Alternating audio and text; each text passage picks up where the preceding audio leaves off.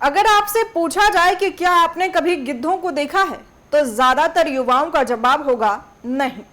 हो सकता है आपने गिद्धों को नहीं देखा हो, लेकिन मैं पूरे दावे के साथ कह सकती हूं कि आपने इनके बारे में सुना जरूर होगा।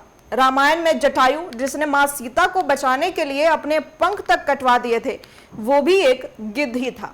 पहले ये गिद्ध हर गांव, शहर, गली, मोहल्ले में नजर आया करते थे, लेकिन अब ये विलुप्त होने की कगार पर है। खैर, इसके कारण को लेकर हम फिर कभी बात करेंगे, लेकिन अभी खास बात यह है कि उत्तर प्रदेश सरकार किंग ऑफ वल्चर यानी गिद्धों के राजा की करीब करीब विलुप्ति के कगार पर पहुंच चुकी प्रजाति के संरक्षण के प्रयास में जुटी है और गोरखपुर के पास महाराजगंज में एक जटायु संरक्षण और प्रजनन केंद्र बनाने जा रही है। जी हां, किंग ऑफ वल्चर को 2007 से अंतर्राष्ट्रीय प्रकृति संरक्षण संघ ने रेड लिस्ट में लुप्त हो रही प्रजातियों के रूप में शामिल किया है। लाइफ साइकिल को मैनेज करने में अहम योगदान देने वाली गिद्ध अब समाप्त हो रहे हैं, लेकिन अब इन्हीं विलुप्त हो रहे गिद्धों को बचाने के लिए दुनिया का पहला संरक्षण और प्रजनन केंद्र खोला जाएगा। यह केंद्र जटायु संरक्षण एवं प्रजनन केंद्र के नाम से जाना जाएगा और इसकी स्थापना का मुख्य उद्देश्य गिद्धों की संख्या को बढ़ाना और इसकी संरक्षण की गंभीरता में सुधार लाना है।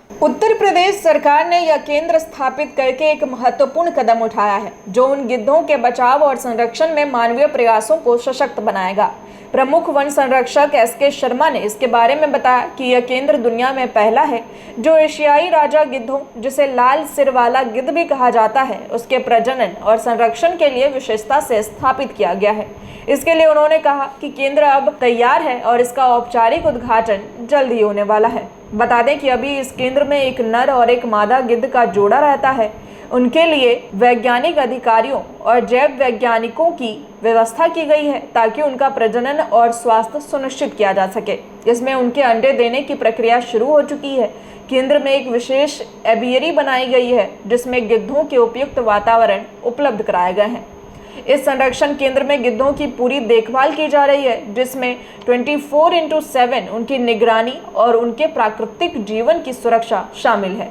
यहाँ के कर्मचारियों में एक वैज्ञानिक अधिकारी और एक जीव विज्ञानी शामिल है जो गिद्धों के प्रति अपनी प्रतिबद्धता को बढ़ाने में लगे हुए हैं। डॉक्टर नंदन ने बताया कि इन गिद्धों का मौजूद प्राकृतिक वातावरण उनकी सुरक्षा और प्रजनन के लिए अत्यधिक महत्वपूर्ण है। उन्होंने इस बारे में भी चेतावनी दी कि डाइक्लोफेनाक जैसी दवाओं के अत्यधिक उपयोग से गिद्धों को खतरा है, जो इससे एक जानलेवा पदार्थ बना सकती है। इस केंद्र का उद्घाटन 30 दिसंबर 2022 को किया गया था और इसके बाद पहला गिद्ध यहाँ लाया गया था।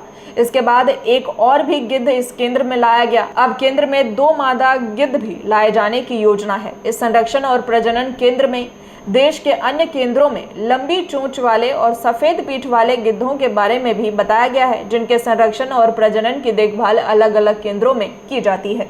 जानकारी के अनुसार इस संरक्षण केंद्र में पक्षियों को सप्ताह में 2 बार भोजन प्रदान किया जाता है, जिसमें हर बार लगभग 3 किलो मांस का आहार शामिल होता है। इसका मुख्य उद्देश्य कम होती गिद्धों की संख्या को सुनिश्चित करना है और उन्हें प्राकृतिक तरीके से जीवन जीने के लिए एक स्थिर और सुरक्षित वातावरण प्रदान करना है।